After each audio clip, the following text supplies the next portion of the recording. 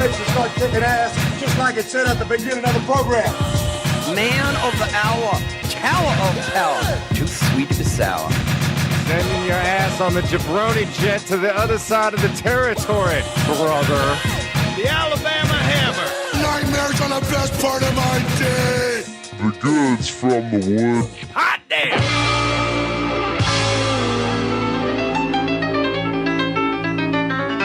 Welcome to the Goods from the Woods. My name is Rivers Langley. Mr. Goodnight, man of the hour, tower of power, too sweet to be sour. Dr. Pat's away on assignment this week, so we have filling in for him our very special guest, the co-host of the What Did You Learn podcast. It's Luke Jensen. This past 2 weeks have been a blast from the past weeks because we had Andy Erickson and Alex Stein on. They were on episode 24.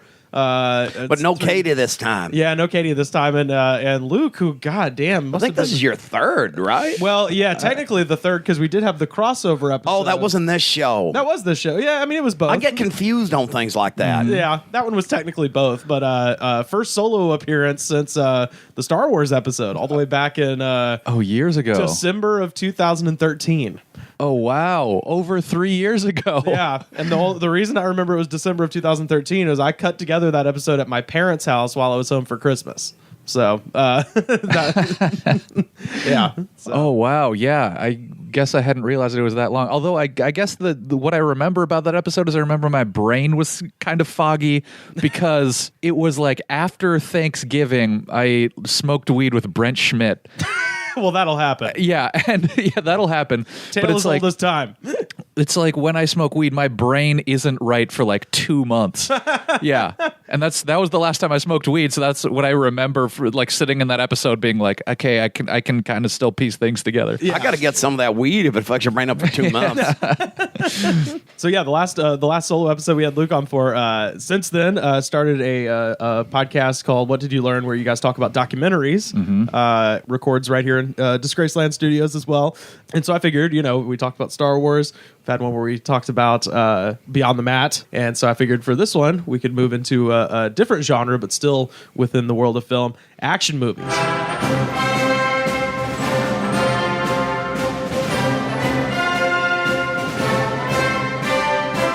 Because I know for a fact, just based on your Halloween costume alone, Guile from Street Fighter. It sure was. Yeah. And that's what Luke went as for Halloween. But Luke doesn't look as much like Inspector Gadget as Guile does. Does Guile look like Inspector Gadget? Look at Guile's face. He looks like a blonde Inspector Gadget, but really Jack. Guile, the Street Fighter. Right. I mean, like in the movie or in the video game? Oh, in the video game. In the video game. In the movie, he looked like Jean-Claude Van Damme. It looked exactly like, oh my God, he does look like Inspector Gadget. Holy shit. Told you. Holy shit. That's so great. Oh my God. All right, we're on Twitter at The Goods Pod. Find us. That is unreal. I have never noticed that before, but that's fucking insane how much he looks like Inspector Gadget. I've never put that together before, I guess. Leave it to me. Wow. If it involves Inspector Gadget, I'll suss it out.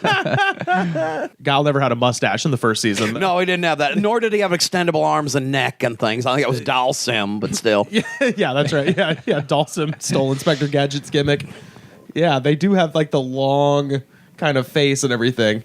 Even the way their hair sticks out. So as far as like Jean-Claude Van Damme goes, though, I mean, I don't think Street Fighter's anybody's favorite Van Damme. It might be the easiest to do for a Halloween costume. Do you have a favorite Van Damme? Because I'm thinking for this episode, we can just go down the Mount Rushmore of the greats. We're talking Van Damme, Schwarzenegger, Stallone, Bruce Willis, I guess. Dolph Lundgren. In my book, he's one of the greats. This is going to be a long ass Mount Rushmore. Is the point. And then we got to go into the modern era too. So we'll fuck with like Xander Cage, Statham, and Vin Diesel and The Rock. Yeah. So, but yeah, let's I guess start easy. Let's start with the muscles from Brussels. My favorite Jean-Claude Van Damme movie is the Volvo commercial he did with the trucks, and then he does the splits between the trucks. Oh my God, it's amazing. That's my favorite one. My buddy Marcus Jones down there in Central Texas is doing a podcast. In addition to his great show that he does called Crush Celluloid, where they review movies, he's got a side podcast called John Pod Van Damme, where they are reviewing everything Jean-Claude Van Damme has ever done. including his run on the show Friends. Oh my God. So they're even reviewing those 2 episodes of friends as well, and I did the episode for Hard Target. So if anybody wants to check out John Pod Van Damme, check me out on the Hard Target episode of that. All right, here's the most obscure John Claude Van Damme thing I can remember. What's that? Around the time of Street Fighter, he was on MTV or something like that. He was at, I think, like a March Madness college basketball game or something like that. And they asked him what he thought about it. And he said, charming was his exact word that he used to describe it. Charming? Yeah, that's what do you think? Are you having a good time? Yeah, it's charming. It's very good. This is before. And they even said, like, probably the only person who describes a basketball game as charming. Have you seen like Street Fighter? I've seen that. Fighter. That movie pissed me off. Yeah? Because remember, here's the thing. In the movie Street Fighter, nobody looked too much like the video game until the end. And then you remember in the movie, everybody somehow switched into the clothes they wear in the game, except Cammy doesn't wear the thong with her ass hanging out. So what's the point of the movie? Yeah, Jean-Claude Van Damme, he's in like all blue in all the movie. Yeah, he was wearing like the blue beret and all Yeah. that. I'm going to kick that son of a bitch Bison's ass back to Shadowloo. And Bison was played by Raul Julia who in was- his last who role. was about to die. That's gotta hurt, man. Yeah. Also, in Last the, role is Street Fighter. well, it's crazy because in the video game, Bison's huge. You know, he's like this gigantic man, and while Raul Julia is tall, he's not physically imposing at all. No, you know? he's not really. and especially in his death throes, you know, in the depths of sickness. I do appreciate Jean-Claude Van Damme getting cast as the most American character ever, though. Right. Yeah, that did make a hell of a lot of sense. Right, because he doesn't do an American accent in that movie, does he? No, I He don't. doesn't do an American accent in any movie. Yeah, no, Right. I don't even think he attempts. You know? It's one of my favorite things about him and Schwarzenegger is the fact that in all of the movies they're in, they almost never make reference to their accent. Yeah. Well, he was nicknamed Dutch in Predator, wasn't he? Oh, that's right. Yeah, Arnold was. Yeah, although it's like the Pennsylvania Dutch. They're actually German. People in the 19th century used the two terms interchangeably. Dutch and Deutsch. Isn't that, I mean, historically, isn't that just like a confusion of the two? It is. It's because people in Pennsylvania couldn't say Deutsch, so Yeah. they just started calling them Dutch. You know what they used to call a German prostitute during the Civil War? What's that? Riding a Dutch gal. I thought it was going to be more clever. Yeah, that really was straight down the middle, wasn't it? It's really. No, they called it like they saw it in them days. It's like, oh, you know. Wordplay wasn't invented till the 60s. Yeah, that was before wordplay. They didn't have it when I was growing up, seriously. I was going to say the thing about a Hard Target, the way they work around in that is that they've decided to take this Belgian guy and just say that he's French Cajun. Mm-hmm. And so he's sort of trying to do like a French Cajun like sort of accent, and he's awful at it. And it's so funny because you just have this mulleted guy walking around trying to sound like Buckwheat Zydeco and shit, but he's not good.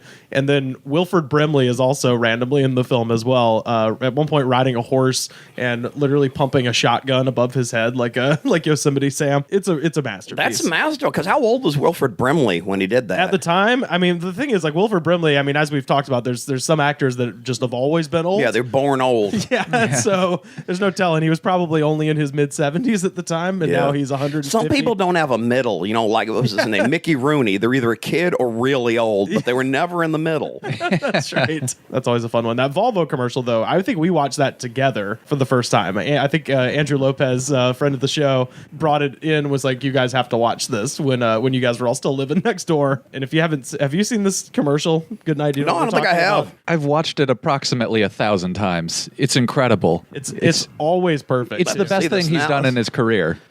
He did do Street Fighter, though, so that's not saying too much. I've had my ups and downs, my fair share of bumpy roads and heavy winds. That's what made me what I am today. He sounds like that guy in Rogue One. Now I stand here before you. Oh, here it goes.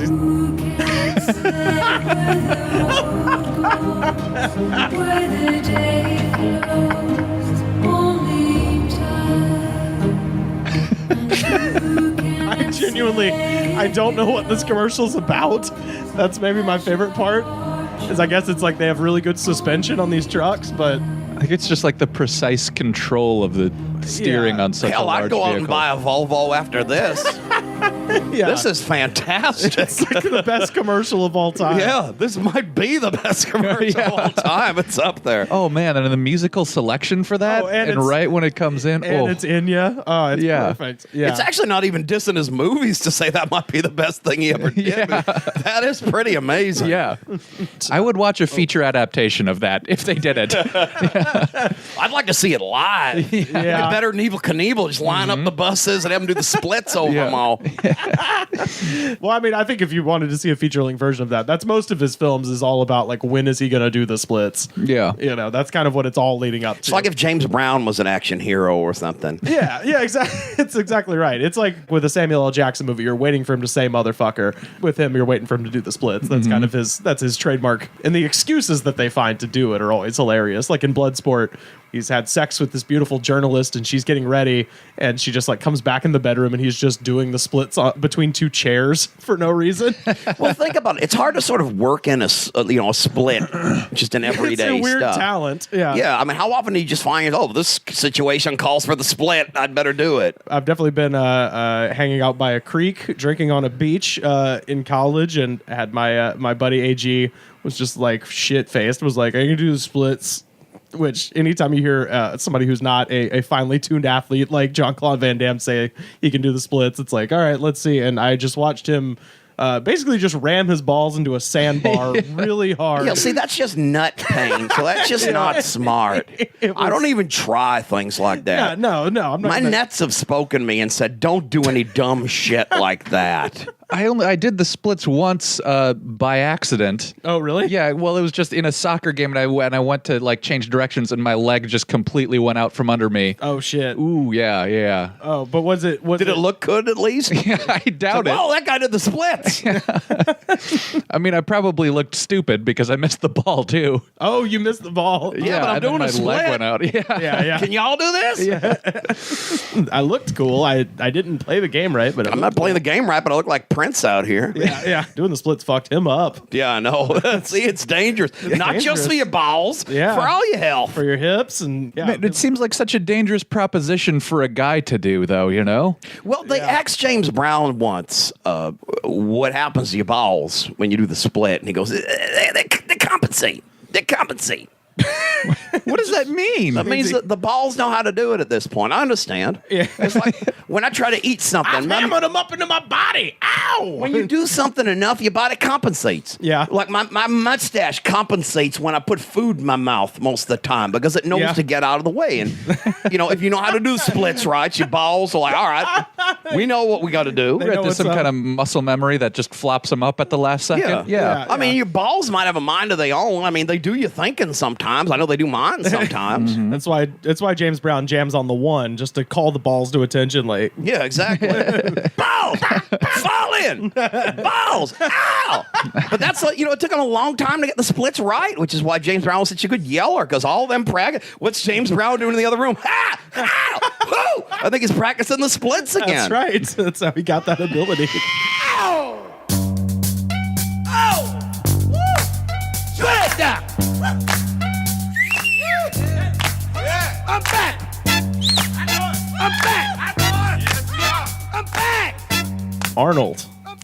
How can it not be Terminator? Terminator is Because is it's the best? Predator.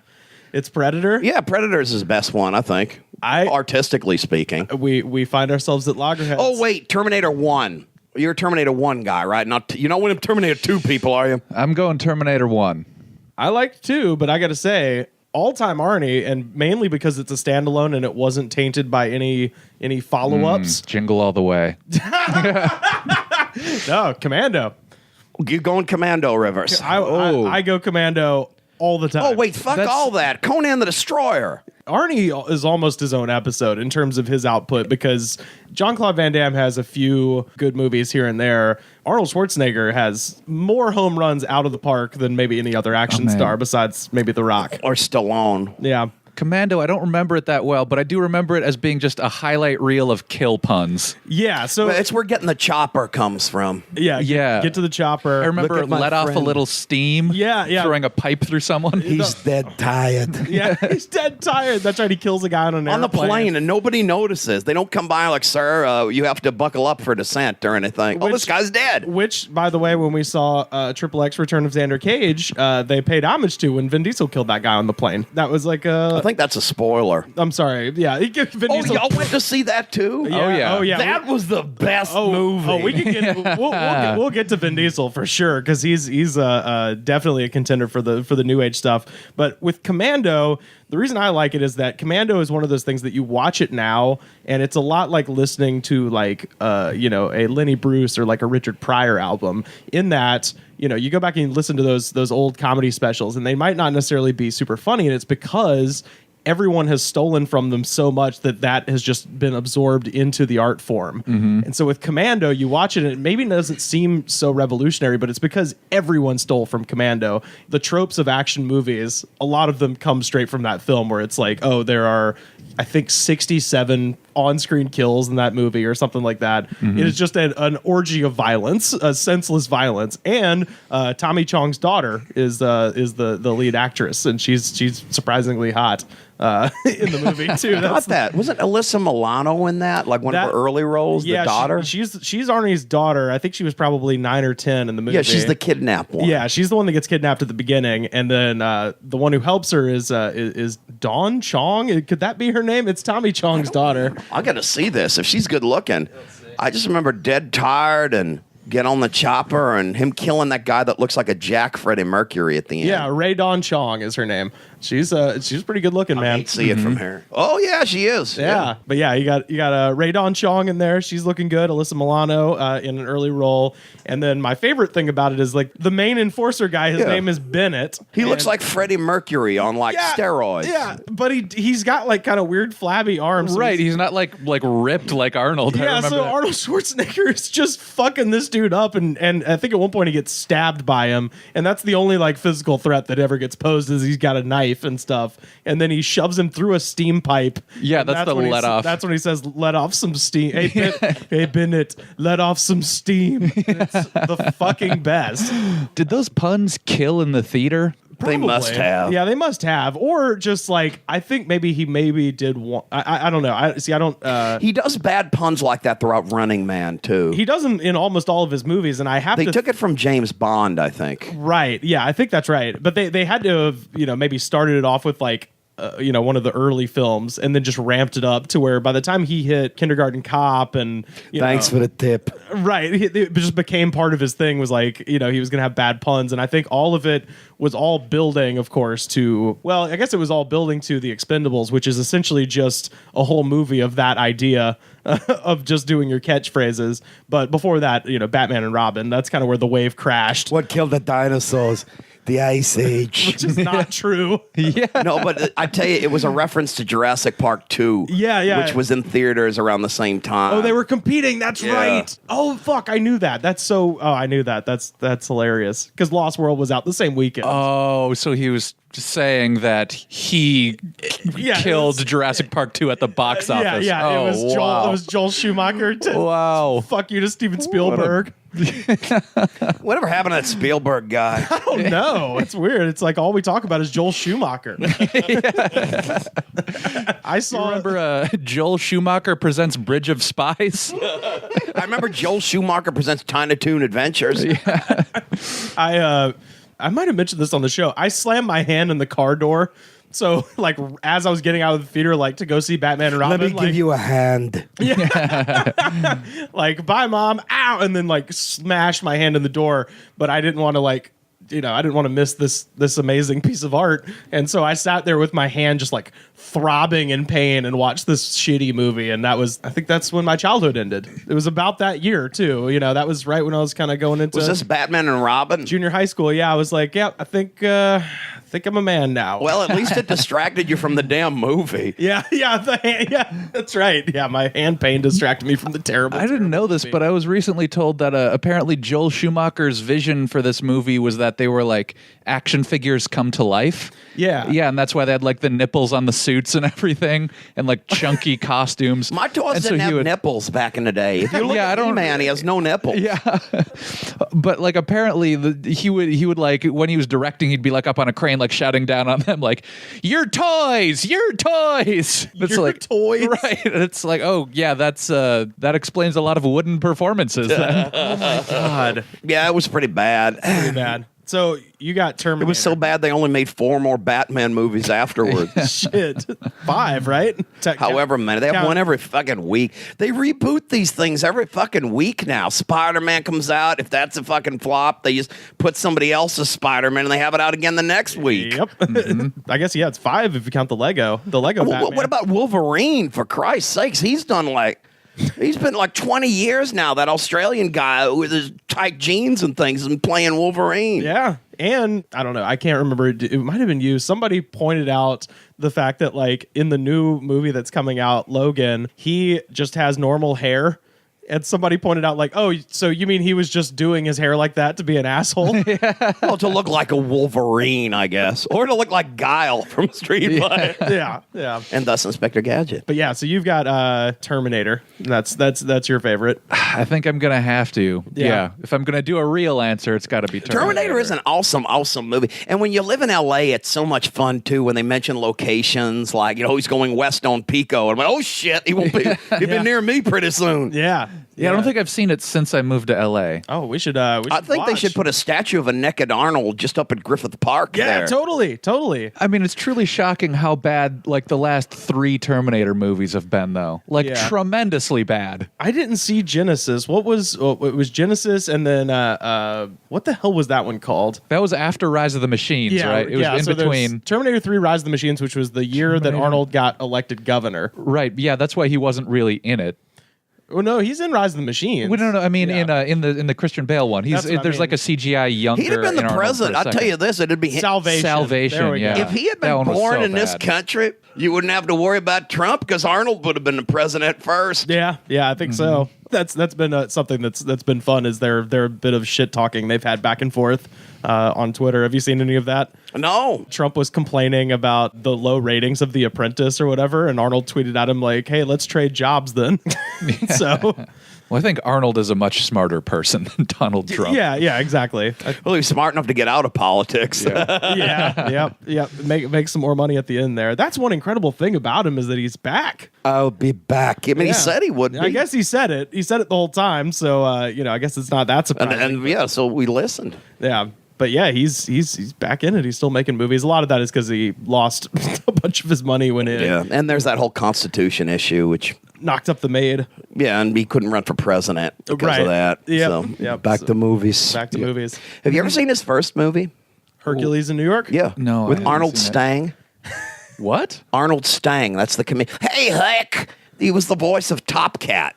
Oh, really? That's the comedian guy, the little like Brooklyn guy. Hey, Hike, you gotta come with me, Hike. Oh, They were billed as Arnold Stang and Arnold Strong. I think when the movie first came out because nobody knew Schwarzenegger's name yet. Oh my God, Arnold Stang. Yeah, Oh, I hate that name. Was he? he was the voice of the Honey Nut Cheerios bee. The original. Is that true? Yeah, Oh my I'm God. not making any of this shit up. That's amazing. Was he not? I don't know if he got famous. Was he famous from bodybuilding before that? Oh, Arnold? Yeah. Yeah, like pumping iron and things Yeah. like that. He was like the big star in bodybuilding and all that in the 70s. And they Yeah. used to work out with superstar Billy Right. Graham and people like that. I guess I just didn't know if bodybuilders were famous at that time. Because it's like it No, goes it was- through like kind of waves of like weird little sports will be famous for a while. He kind of was a lot, I think, to do with popularizing bodybuilding. Uh-huh. Yeah, I think he pumping iron was kind of how he got in the social conscious anyway, because he won Mr. Olympia and then won Mr. Universe and all that stuff, and then that movie came out and you can see that if you watch Pumping Iron, you can imagine the general meeting that every studio in Hollywood must have of like, oh, this dude is like good looking. He looks all right when he smiles. And look, Jesus, like look at the body on this dude. If we could get him like halfway, halfway and decent. So at much acting. more charismatic than Lou Ferrigno. Yes, yeah, exactly. Yeah, so much more charismatic than everyone else in that but movie. to be fair, Lou Ferrigno looked really good painted green. That's true. Yeah, not as good as Arnold look painted blue though for Batman. And Robin. We had a blue light in his mouth too. Yeah. Oh, that's right. Yeah, he looks like a rave kid. Do you like my candies? Yeah, that's a. But yeah, if you watch that movie, he's clearly the most charismatic out of all those weightlifters. So it's kind of obvious, like why. Well, he had already done some movies, right? Because this was him coming back.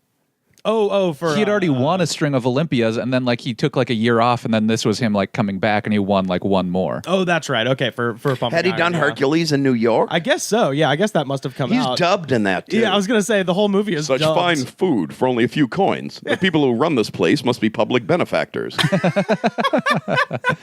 That movie is insane. I love it. So you like Terminator 1 over 2? Yeah, I think I don't know. I'll give the original like a little bit more credit for making where it's like everybody's favorite is Empire. I'm sticking with A New Hope. That's my favorite. Yeah, I feel you on that. Yeah, Okay. I feel you on that. Terminator 1 is a good piece of science fiction. Yeah, and it's more of like a horror movie. Yeah. Whereas Terminator 2 is more of a purely like Terminator an action 2 movie. is all special effects and acting, and it was a huge release and all that. But just watching it now as a movie, I've always thought Terminator 1's a much better movie. Yeah, they're such different. They're kind of such different films. Sarah Connor. Yeah, That's so when he comes up to that driveway and he steps on the toy truck and all that, and that old lady opens the door and says, Sarah Connor. Yeah. And then he's killing these people. yeah. Oh yeah. And then he has this big face turn for the second one. Now he's a good guy. Hasta la vista, baby. Although my favorite of his catchphrases in that movie is "fuck you, asshole." Remember that? Is that what He learns it from like the janitor or something. Okay. Oh, yeah. And the guy knocks on the door and he's in the room like fixing his face or some shit. Oh like yeah, that. and then it just like very like robotically, obviously. Yeah. Fuck you, asshole. Because you see in like his Terminator view screen, he goes through like a list of responses and he picks the best one. Fuck you, asshole. So you've got Predator. Oh no, I switched. I forgot You he was switched? Conan the Destroyer. Conan the Destroyer, One of my okay. favorite movies. Period. Yeah? If you remember that stuff that you smoked from Brent Schmidt that got you high for 2 months. Yeah. Smoke some shit like that and sit through all of Conan the Destroyer late at night. It's like going on a vision quest. Yeah. I've done it many, many times. I try to do it at least once every January. It's one of my favorite movies on earth. And that girl in it, Olivia Dabo or Miriam Dabo, whatever Olivia. Holy cow. Yeah. I love that movie. They have to stop Jenna's sacrifice. What? So is that the first one or The second one. The It's second one. better because it's got a better-looking girl. The second one is when he takes the girl and they go on that quest because the girl has to be sacrificed to life for Valeria. He wants to take the virgin on this sacrifice quest because that evil witch queen convinced him that he can get his love, his woman who, spoiler alert, who died at the end of the first movie, Valeria, his queen. Yeah. Okay. He says he can bring her back to life. Okay. So he goes on this quest, but that's the best one. It is so good. High. I've never seen any of the Conan. Oh, they're I great. haven't seen him either. Violent movies. Okay, then I'm in. Is James Earl Jones in one That's of the those? first one. That's He's the first one. Thulsa Doom or whatever he is. Turns into like a snake or something. Yeah. The second one has this statue where they put the horn in the head, and it turns into this really ugly ass monster that's played by an uncredited Andre the Giant. Whoa! No kidding. Oh, that's immediate points in your book. Yeah. Hell yeah. Yeah. Any movie with a wrestler. Yeah. Of course. Yeah. It's got a wrestler. It's got Wilt Chamberlain. It's got Arnold. And it's got that Dabo girl. And oh man, I tell you, man, I watch that movie and it is an experience every time. And I recommend it to everyone who's really, really stoned. Okay. Well, and speaking of that, Predator as Jesse the Body Ventura in it. There's two governors in it. The two governors. Oh, that's wow. right. Oh God, that's so crazy. And neither of them were Carl Weathers. That's the part that gets me. Because why- I'd vote for him. Fuck, Carl Weathers should run for president. He should. Carl, if you're listening. Yeah, come on. Yeah, we said it here first. And, if you want to pay somebody who gave you an idea back with a job in the post office or something like this. Yeah. But yeah.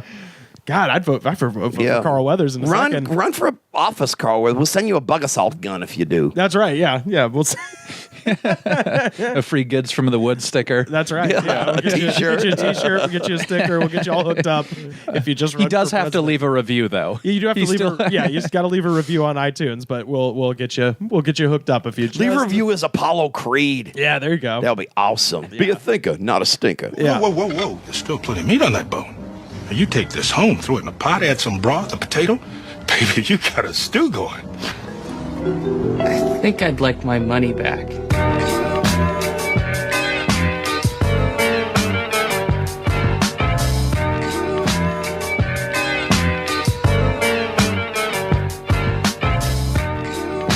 Stallone, which we talked about Stallone a little bit on the Cruises episode, imagining a cruise just devoted to all things Stallone. Stallone, I tell you this, Stallone, I think, his stock has gone down a bit, like for a lot of action stars, but yeah. I can remember when he was like one of the biggest names. I mean, he had that Rocky and that Rambo at the same time, and when I was a kid, that was iconic. Yeah.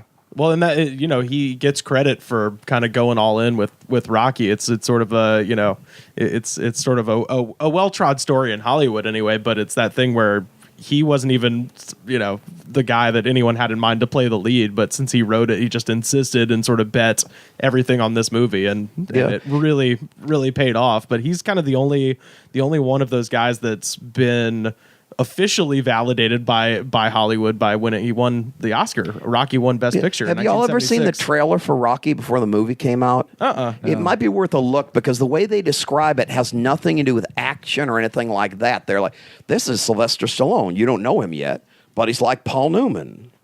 They play it up as like a drama and like a human interest story. Oh, okay.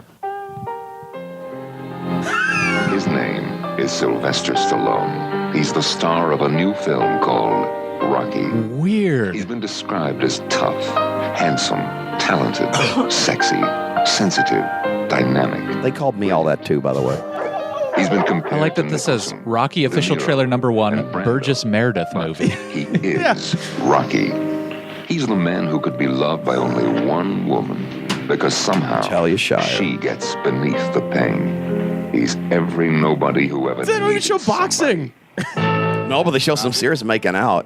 Do you believe that America is the land of opportunity? I'll break both your arms so they don't work for you. Burt Young, one of the best parts of that movie. Yeah. He's every man who ever settled for something less. What about my pride, Nick?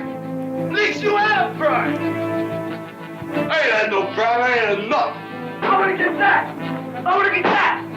Terrific. I mean, you could be a heartbreak. Holy shit, I gotta rub one out now. They're good in that thing. Wow, the first boxing they show is just him punching meat. His whole life. Punching meat now. Sucking eggs now. Wow. His name is Sylvester Stallone, but you will always remember him as Rocky. Or Rambo. Or Cobra. You're the disease, I'm the cure.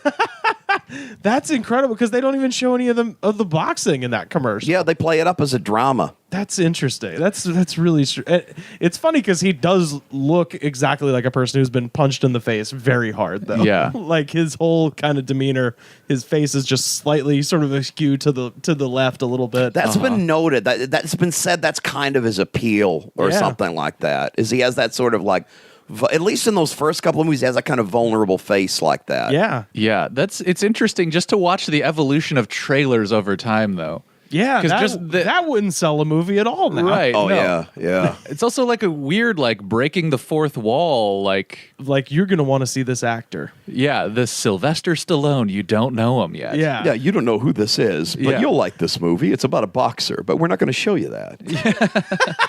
But if you watch a lot of old trailers, too, they're really spoiler heavy.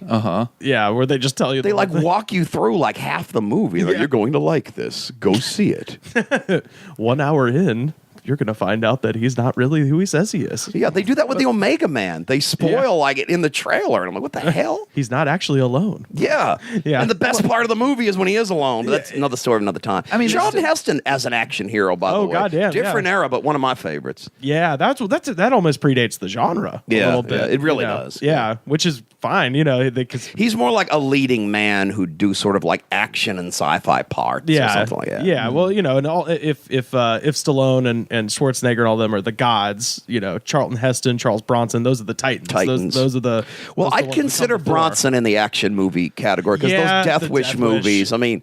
Yeah. That was as 80s action movie as it gets. There were whole Death Wish sequels that were just filmed in parking garages because every 80s action movie has a scene set in a parking garage. If you don't believe me, tell me one that don't. Yeah. Commando does. Yeah. I'm thinking about it. All the Death Wishes do. Terminator does. Yeah. Can you find one that don't? I don't think so. I don't think. What's it called? Highlander. Yeah. They all have it. Every 80s movie it's really cheap to film in a parking garage in LA because every 80s action movie has a parking garage sequence. Yep. Yeah, that's true. Well, weren't the Death Wishes after the first one? Weren't they picked up by those two brothers that made all those B movies? Yeah, you guys did an episode about that. About Canon Films. Canon Films. Oh that's yeah, right. yeah. They did a lot of stuff like that in the 80s. Yeah, they did the He-Man movie, didn't they? Yeah, they also did a Sylvester Stallone movie. They tried to break Cobra. into like It was Cobra. Yeah. They tried to break in and flopped massively. Yeah. Cobra was a big flop, but you guys did a whole episode about the Canon. Wait, I'm on that. It's me and Adam Murray. Yeah. So again, if you're a fan of this podcast and you want to check out Luke's, what did you learn? Check out. We did one about the Canon Films documentary, Electric Boogaloo. Electric Boogaloo. With, Breaking Two. Well, that was also part of. Wasn't Canon Lucinda Films. Dickey in that? Yeah. Oh man, slamming. Lucinda Dickey, if you're listening, if you're old and don't look like that anymore, I still love you. But do you have like a cousin or something that might look more like you did then? But I still love you a lot. Also, go find Carl Weathers. Tell him to run for office. Yeah. Oh, yeah, and find him, too. Yeah, exactly. He used to actually come into a place my sister-in-law worked at. Carl Weathers did? Yeah. Yeah. No kidding. Man. So he's in town? Yeah, I'm sure he's around. Yeah. He was last seen on Arrested Development teaching that acting class for thousands of dollars in which he told him how to get a stew going. Yeah. Baby, you got a stew going. Baby, you got yourself a stew going. There you go. There's a campaign slogan if I've ever heard one. Make America stew again. Oh man. So I gotta say, of all these like the big time guys, Stallone's movie that I saw most recently was probably the one I enjoyed the most, which was as far as like compared to Arnold Schwarzenegger's recent movies, which have all been kind of shit, was the movie Bulletproof was really good. Did you see that one? Bulletproof. When did that come out? It came out in probably 2013, 2014. And I will admit that he looks the most plastic surgeried of any person I've ever seen. Like his skin is stretched like a Cherokee drum, just tanned like you wouldn't believe. And then he had these fake tattoos. He had these sleeves like Randy Orton, like the tattoo sleeves.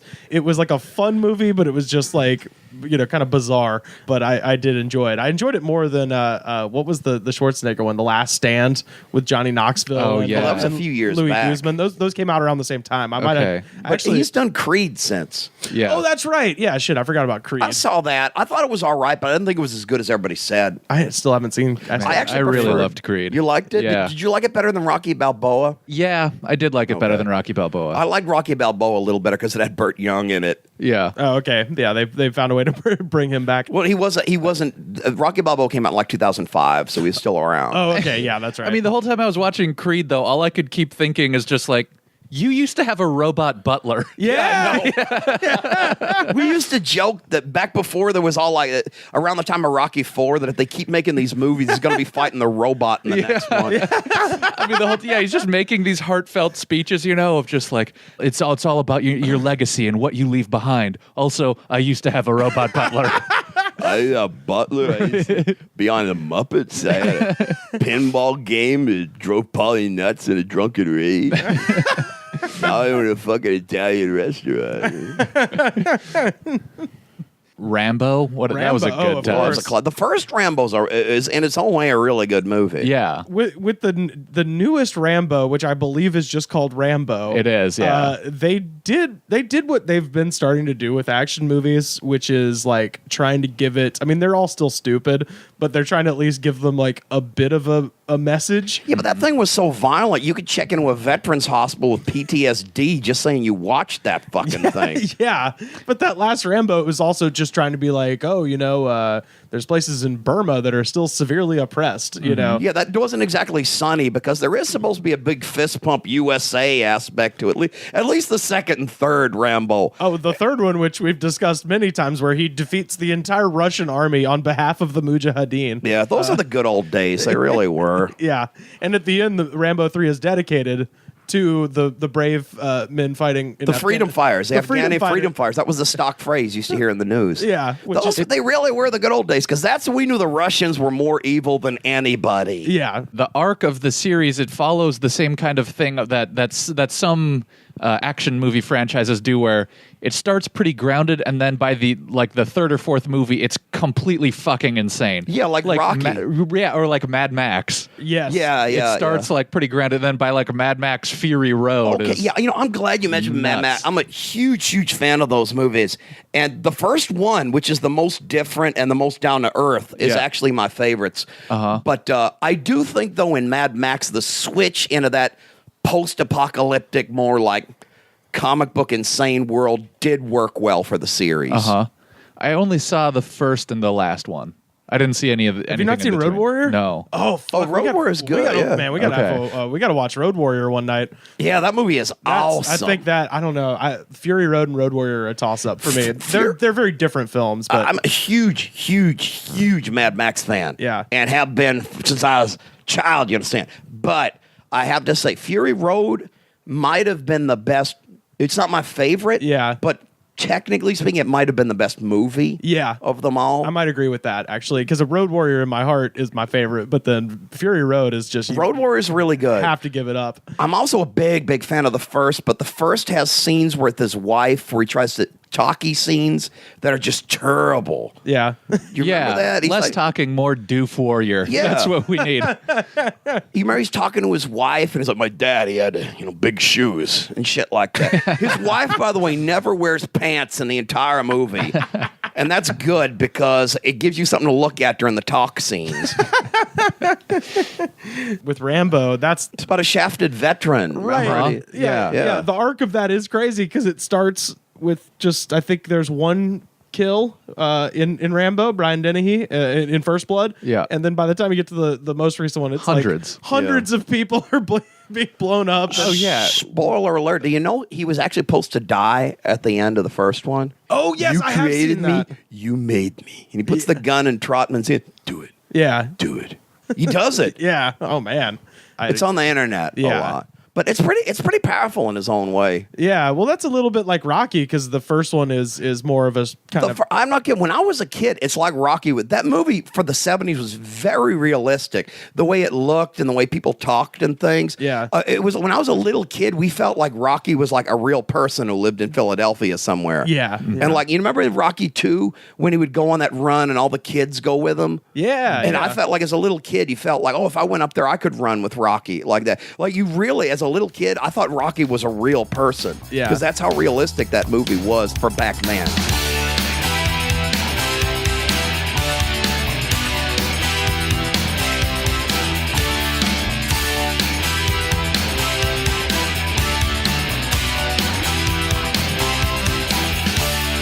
Let's go Bruce Willis, which I do we because Bruce Willis his action career he's got a lot, but he's just got the one franchise, right? Just Die Hard. Just really. Die Hard. I mean, he's in a bunch of other action movies. But they're not as maybe iconic as the other ones. Like John McClane is his only true iconic character, I think. Do you guys has everybody seen all the Die Hards, or at least some of them? Not all of them. Some of them. The first one, Live Free or Die Hard, which is where he crashes a car into a helicopter, right? Yes. I mean, it's got to be Die Hard, though, right? Yeah. It's got to be Die Hard. I don't know how you can compete with that. I mean, if it's Willis, it's Die Hard. Well, I gotta say, man, I love Die Hard 1, and I think that Die Hard 3 is on the same level. Is that Live Free or Die Hard? No, Die Hard 3 is Die Hard with a Vengeance.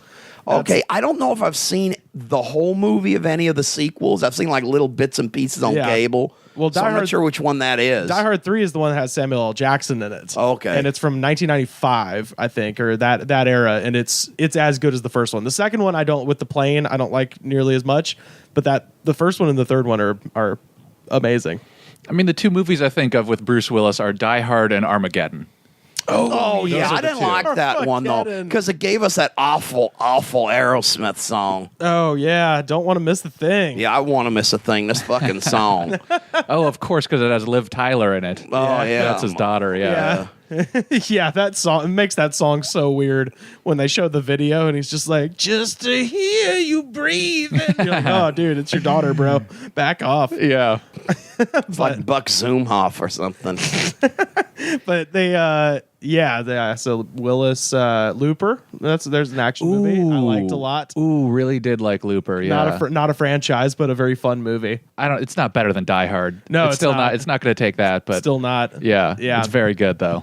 Although Joseph Gordon-Levitt as a kind of CGI'd Bruce Willis looks fucking weird. Yeah. Well, didn't he like wear like a fake jaw or something? Like probably they had some like prosthesis on his face. I missed this movie. And I don't know what the hell happened. Oh, so is this like in Ocean's 13 where Bruce Willis plays himself? You've never seen that? I haven't seen Ocean's 13. Okay, no. There's a scene. I'll just talk about this briefly. There's a scene in the movie where the Julia Roberts character, everybody says, hey, you look like Julia Roberts. So as part of this caper, she impersonates Julia Roberts.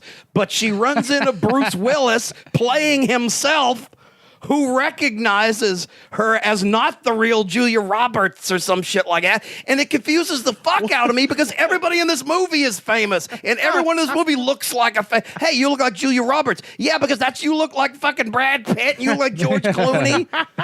So wait, he runs into her and knows her as the spy or whatever? No, he thinks she's Julia Roberts. Oh, okay. So she has to like freak away around. That's going to blow her cover because she runs into Bruce Willis shows up in a cameo as Bruce Willis because she's impersonating Julia Roberts. God, that's so insane. If you do that, you can do that in any movie. Oh, yeah. It's breaking your own reality. Yeah. And that really pissed me off. Yeah, that's like in a zombie movie. You have to establish. Does zombie fiction exist before the zombie apocalypse? You know? Yeah.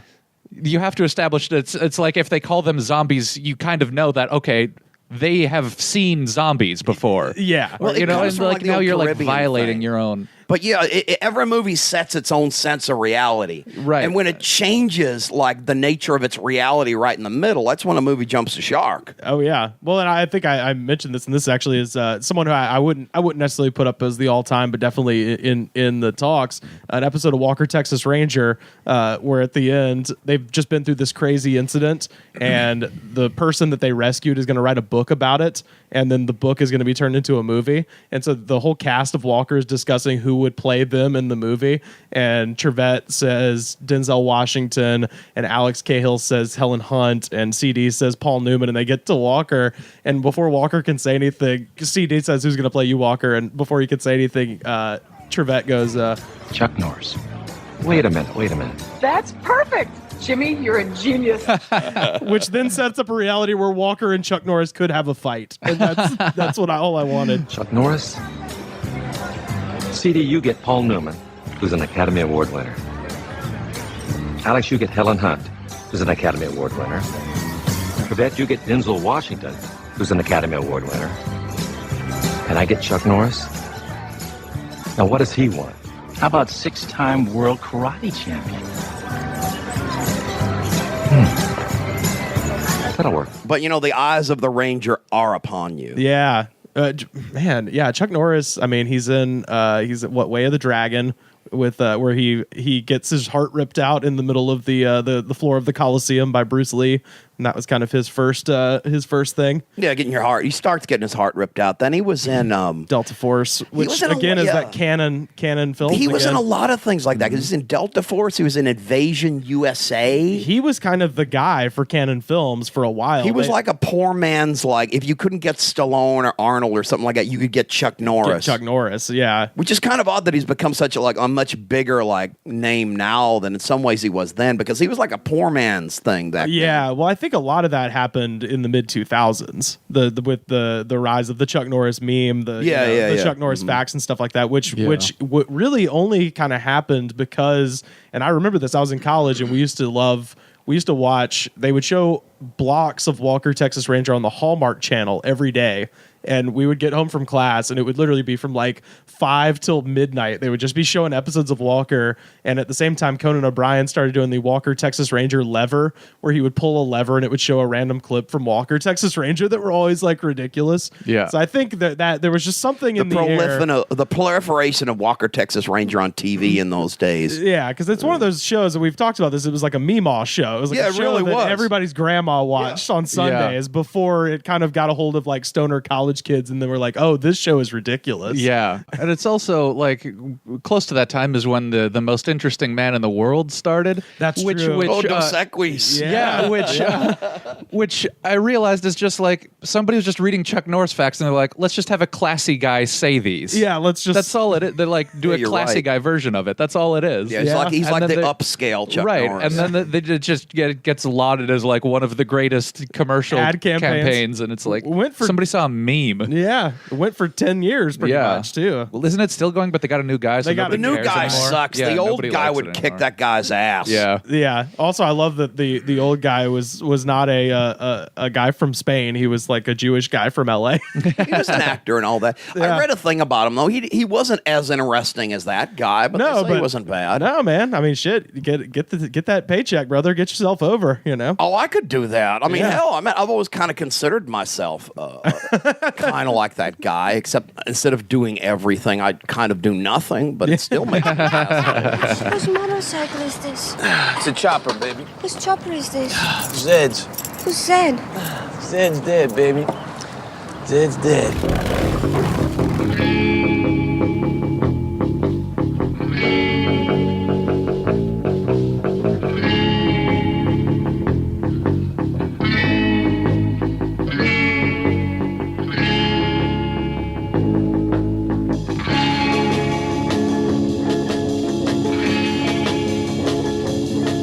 That's kind of the classic lineup, unless I'm missing somebody. Am I missing somebody?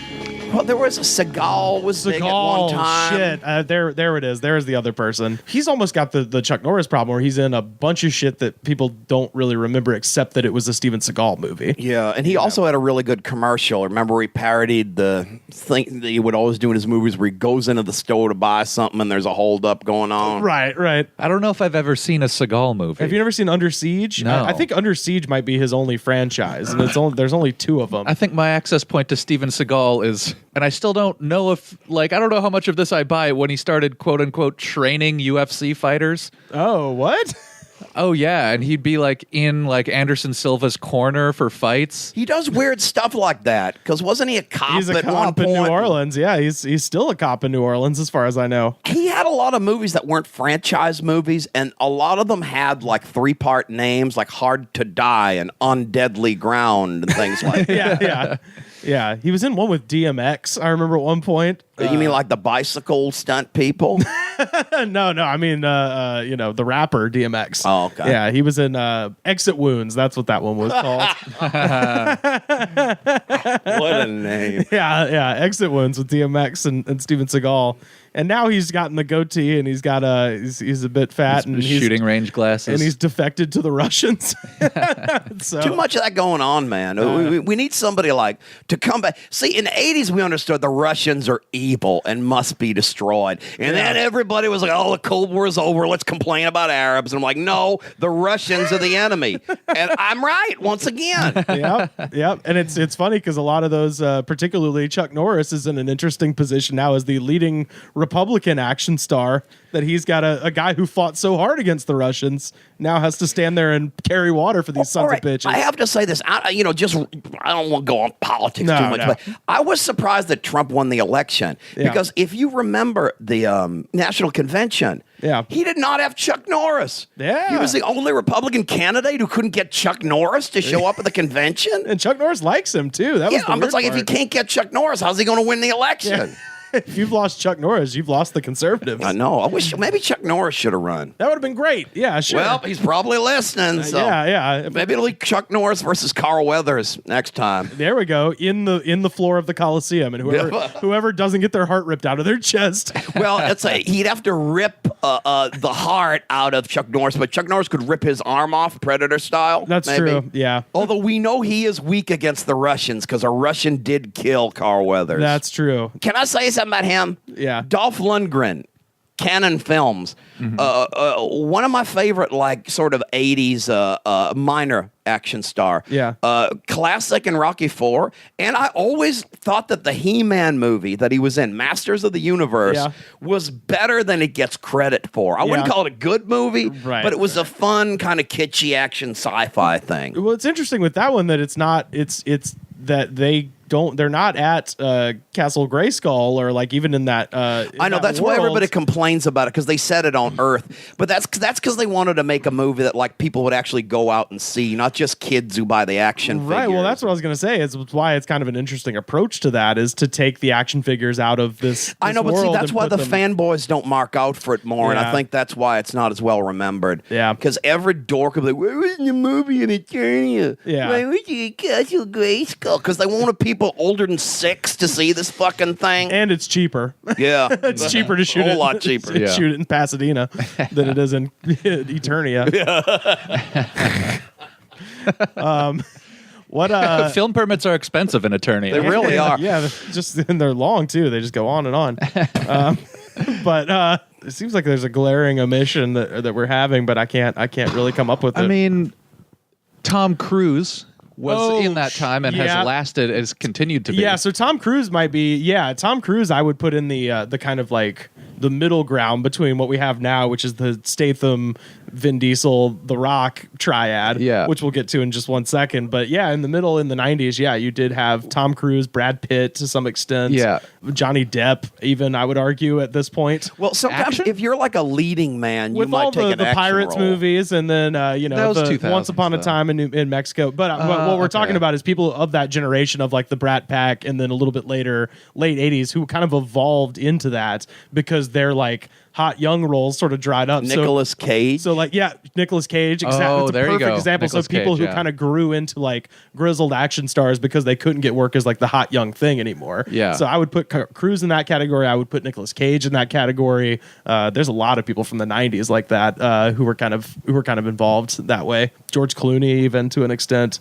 He was in that Batman movie. He was in Batman. He was in Out of Sight. I feel like he did more action when he was younger. I feel like he doesn't really do it anymore. Oh, Clooney. Clooney Tunes. Modern. There's Vin Diesel. There's Vin Diesel. There's Jason Statham, and there's The Rock.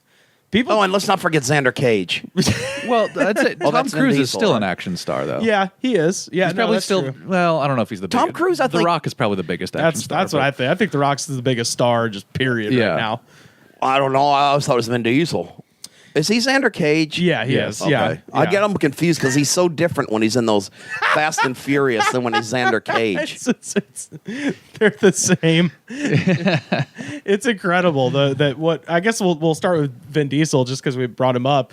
A guy who started off with 3 lines in Saving Private Ryan has somehow spun that into being, one of the he's a biggest- veteran, yeah, he's been the veteran of Space Wars and Wars on Earth, Wars in Cars, but he's been able to spin, 15 seconds of screen time in a Spielberg movie into being, one of the biggest stars. Yeah, that's right. He's the guy who gets shot by the sniper. Huh? And he's the guy who gets shot by the sniper, and he's in the rain and give this letter to my father. And he's got hair. Yeah. Is he shot by the sniper or is he the sniper? No, he gets shot. He gets shot by the sniper. He's just like one of the guys in the platoon Right. under and Tom then Hanks. he's the one who gets shot by the sniper, who then Barry Pepper shoots through the scope. The eye. Yeah. Shoots through the eye. Yeah, I remember that. Oh man. Oh, it's Barry Pepper. He was trying to become the same thing because you remember he was in Battlefield Earth, and I saw him in a movie about Hawaii that I saw on a bus or a plane or something once. Yeah, well, he was in that remake of True Grit too. Was he good in that? His name is Pepper. It's like the weirdest thing. Like he's part of the Pepper Gang, and then it's just Barry Pepper is the head of the Pepper Gang. Perfect casting. It was fucking confusing to me, but anyway. Who did he play in Private Ryan? Sergeant Pepper? That's Saving Sergeant Pepper. We've got to go save him now, boys. To save him from the clutches of Peter Frampton and the Bee Gees.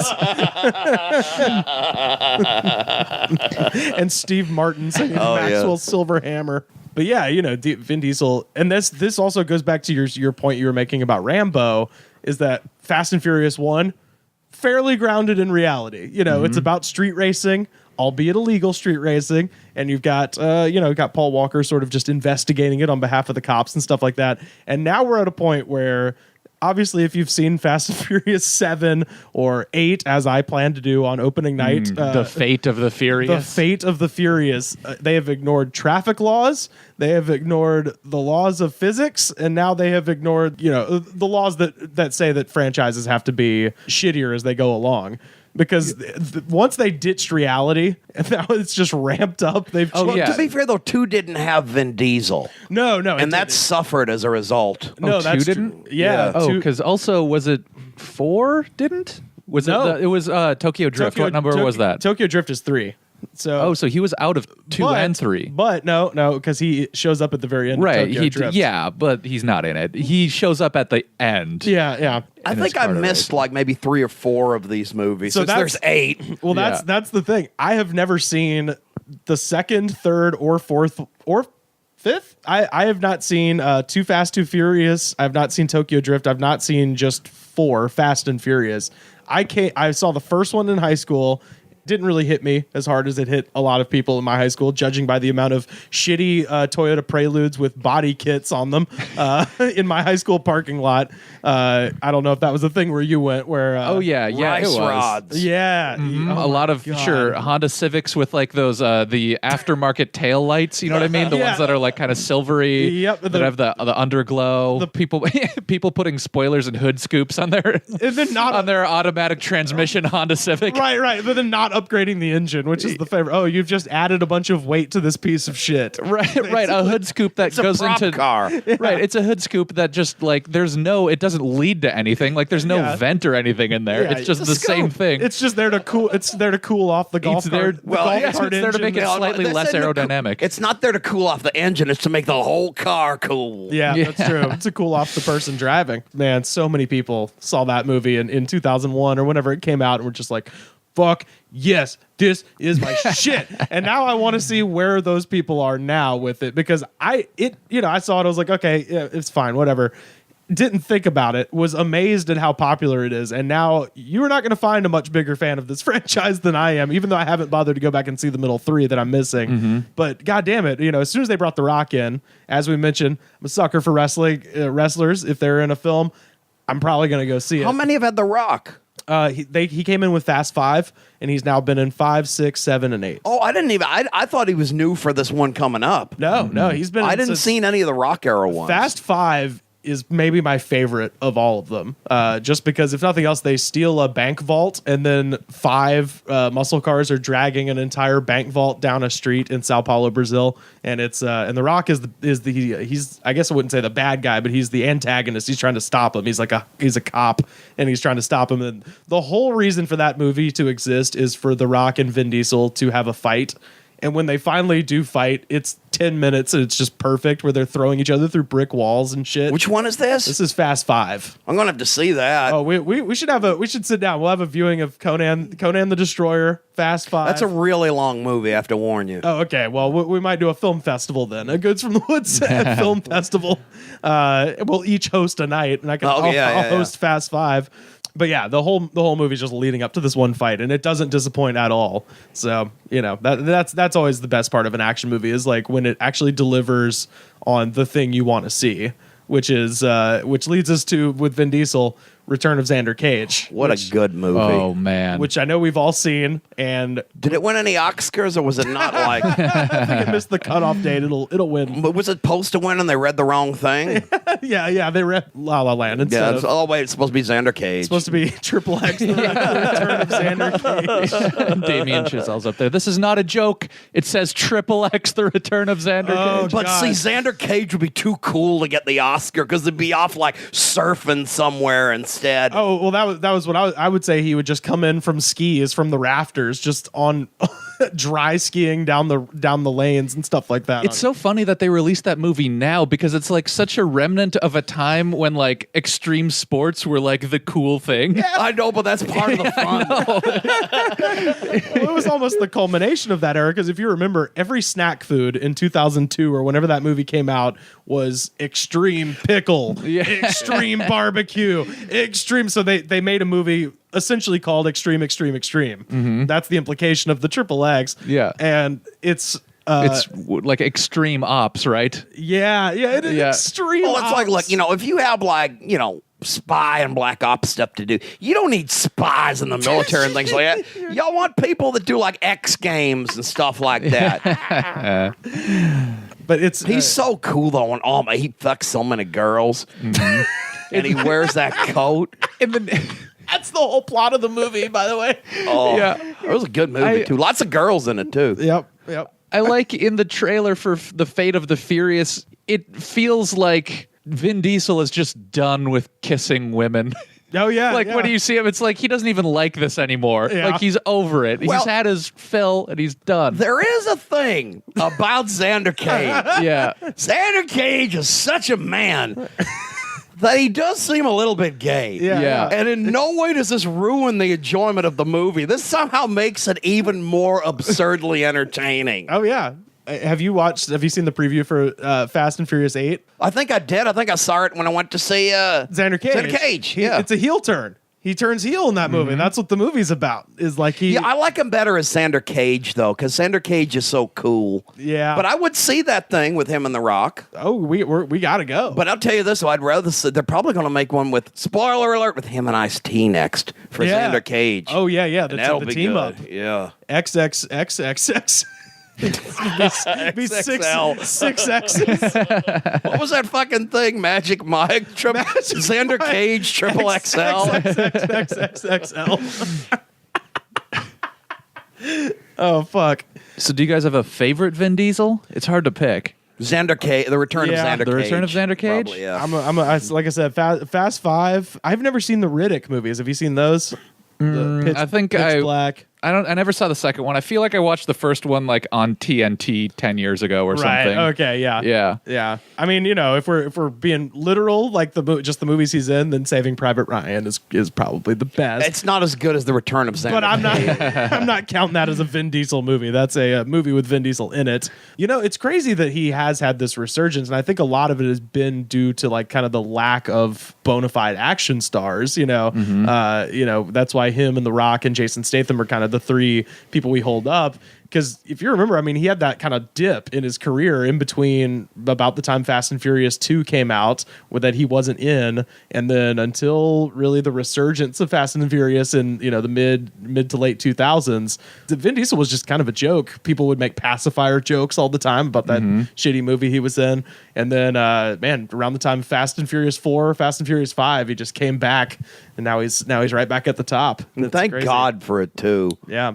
What about you? Do you have a favorite of his? Here's the thing: is like the last 2 or 3 Fast and the Furious is all kind of mushed together. Yeah. So that movie mush is my favorite one of his. Yeah, I feel the same way. Yeah. They do all kind of mush together. I can't remember. I just know The Rock gives Jason Statham the rock bottom through a glass table in the most recent one I saw. That's the only thing I remember. Oh, and in Fast and Furious 6, the thing I remember is that they have a meeting in front of the factory that's on the cover of Animals by Pink Floyd. Wherever that is in London, they pull back and I was like, hey, that's the cover of Animals. I know that factory.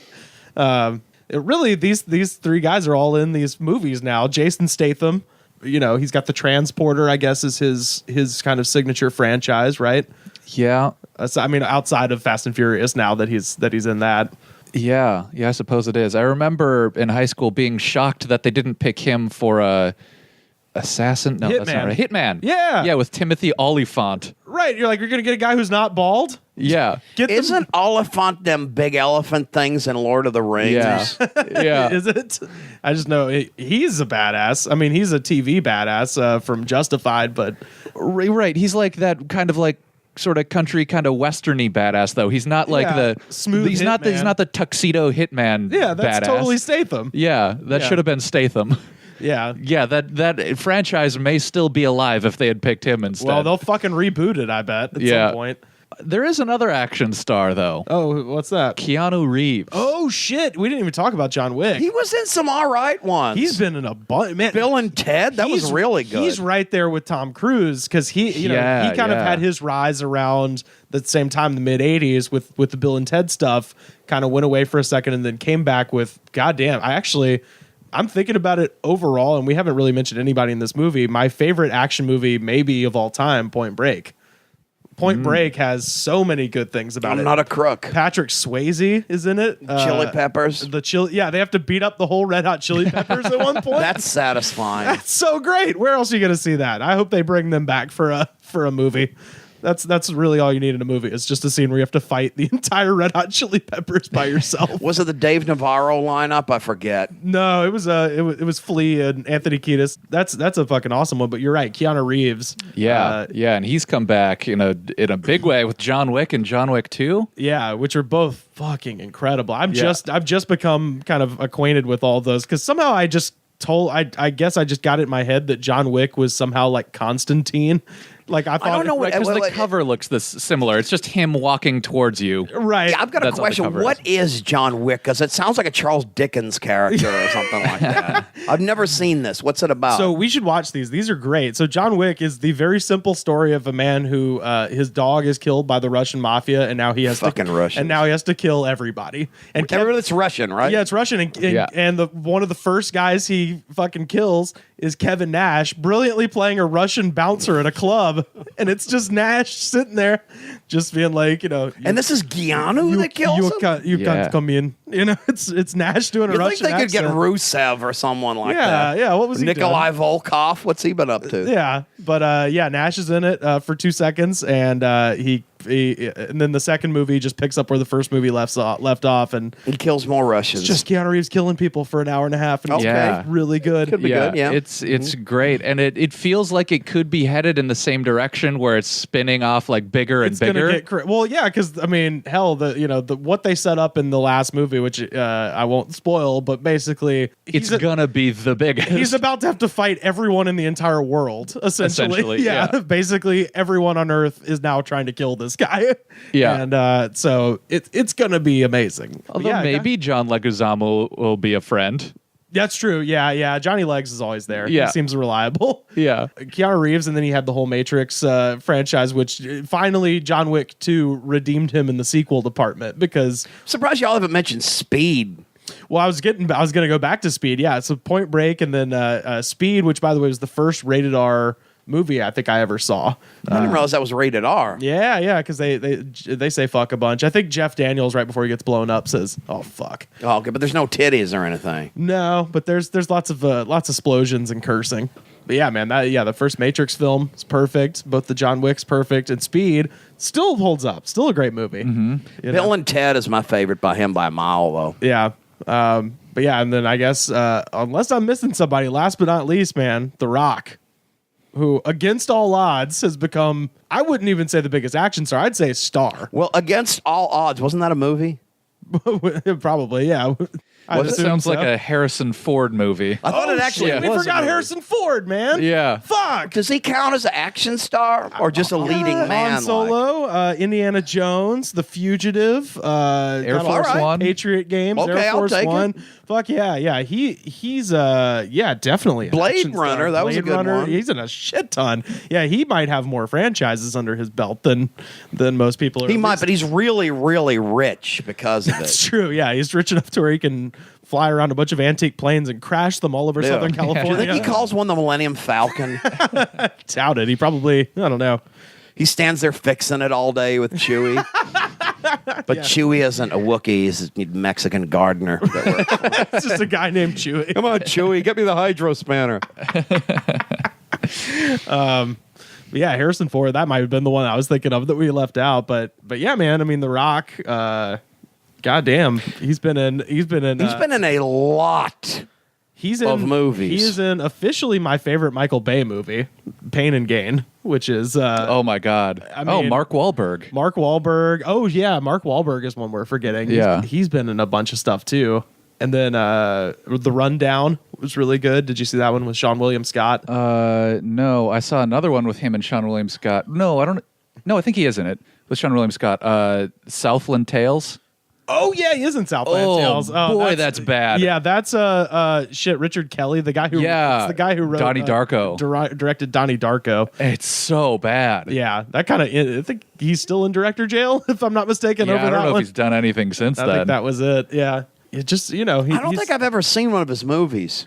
I've seen him wrestle, but I've never seen his movies. Never? Yeah, I don't think I have. I mean, because I There's remember so when he many. first started doing movies, he did like The Scorpion King and things like that. But I don't like go out and see movies a lot. Yeah. So like be cool and stuff. And the movie's got The Rock in it, but I don't really go out and see it. Oh, okay. Yeah. He's been killing it. He's been in a lot of stuff. I think my mama saw Journey 2. Yeah. The one where he rides on a bee or whatever. It was like a kid's movie. Yeah, which he I think stole the franchise away from Brendan Fraser. Speaking of The Mummy. Well, why not? Yeah, but just in an interesting twist, he kind of was in The Mummy too, and then he got his own movie, The Scorpion King, and then as if he didn't, fucking kick down Brendan Fraser's anthill enough, came back and took his Journey to the Mysterious Place franchise out from under him. If there's a new Encino Man with The Rock.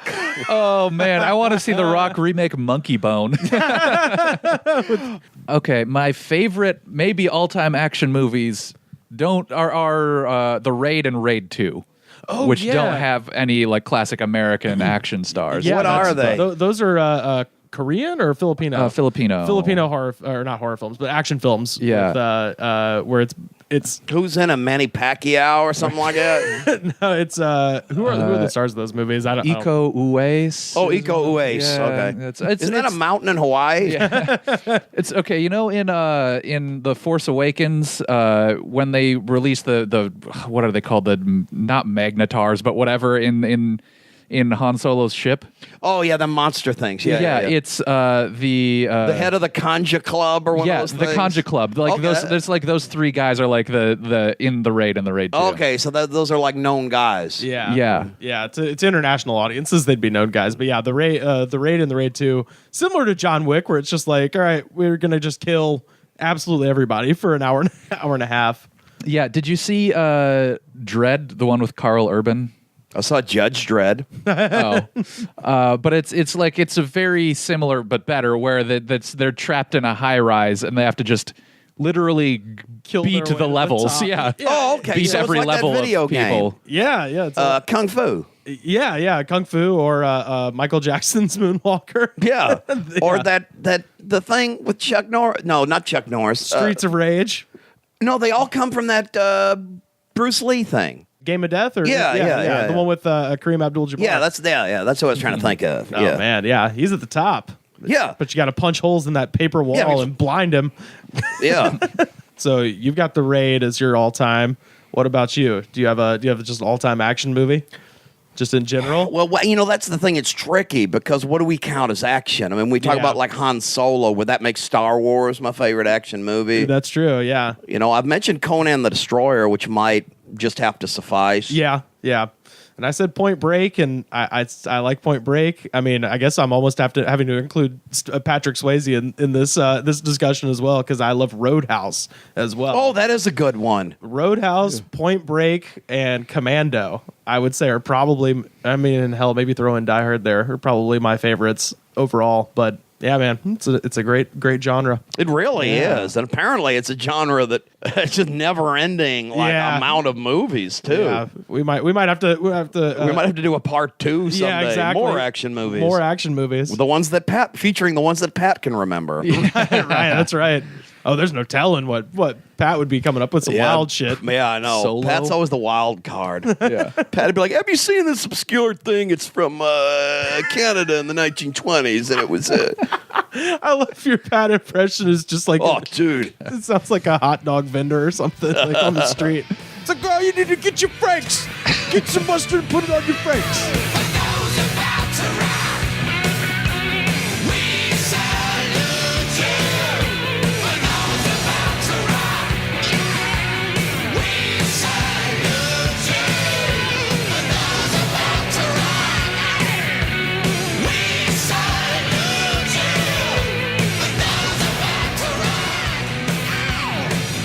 Luke, where can people find you on the internet, sir?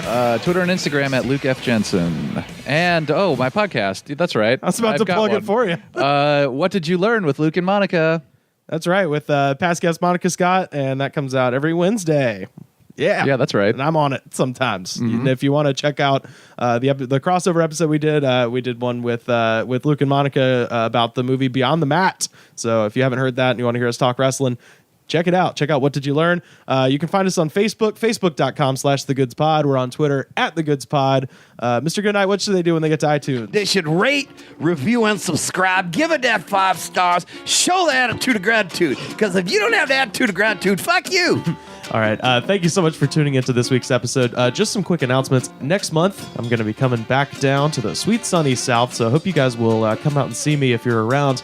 Saturday, April 22nd, I'll be in Waverly, Alabama at the 17th Annual Waverly Boogie, and that is a music festival, so not a lot of comedy, mostly just me telling people to recycle and announcing what bands are coming up next. But I have to tell you, the Waverly Boogie is my favorite day of the year. I'm not exaggerating. It's my favorite thing to do. So if you're listening to the sound of my voice and you live in Alabama, if you can get that Saturday off, and I realize it's hard for people and you might be sort of taking a risk here on some weird thing you heard on a podcast, trust me, the Waverly Boogie is my favorite day of the year. I like it more than Christmas, and that's saying something because I'm a big Christmas mark.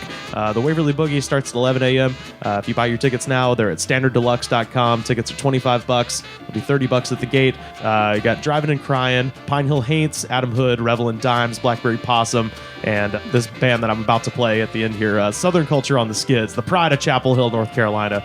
Bring the family, too. If you got kids, kids under 14 are free. My friend Sean brought his 1-year-old there last year, and the 1-year-old seemed to have a good time. You get your picnic basket and get a blanket and some non-glass alcoholic beverages and sit out on the lawn and enjoy a whole day of great music. And then comedy-wise, Monday, April 24th, Atlanta, I'm coming to see you. Come see me at Joe Pettis' show. Joe Pettis is a great comedian who we hope to have on the goods soon. He runs a show at the Sweetwater Brewing Company there in Atlanta. It's called Beer and Comedy Night. That show starts at 7 p.m., and I think I'm going to be going up early because I have to get across town to Midtown Atlanta, where I'm going up at the Laughing Skull. That show will be starting at 9 o'clock. So come see me at Sweetwater, and then come see me again at the Laughing Skull Lounge on Monday, April 24th in Atlanta. And Central Alabama, Montgomery, I'm coming your way the next night, Tuesday, April 25th at 9 o'clock in Montgomery. I'm at a place on Vaughn Road. It's called Head on the Door, and it's a cool bar. Shout out to my friend Kurt Keller, who runs the show over there. I'm really excited to see everybody in Montgomery, and I'm particularly excited to eat at the restaurant Central down there by the Riverwalk, because holy shit, that's the best food in Alabama. So those are my announcements, and right now I'll be saying this on Saturday, April the 22nd, and it's going to happen live, baby. This is Southern Culture on the Skids. This is off of their album Double Wide and Live. The song is called Cheap Motels, and we'll see you next time.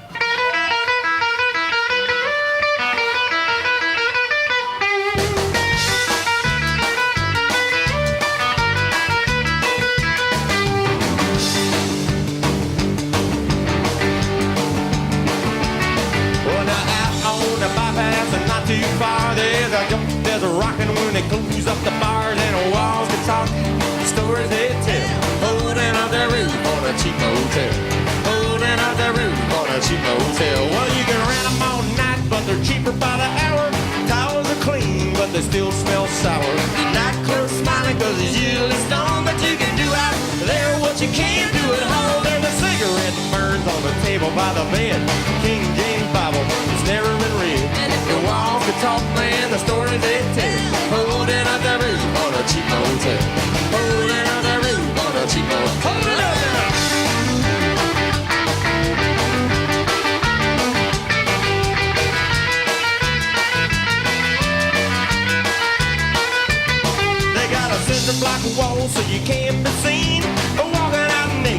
ice machine.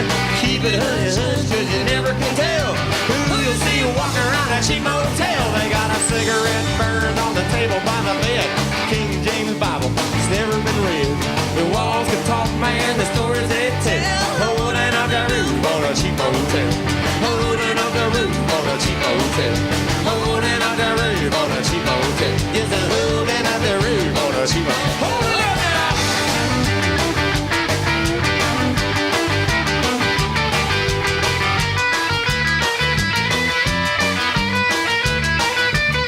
Just a holding up the roof. Holding up the roof on a cheap motel. Just a holding up the roof. Holding up the roof on a cheap motel.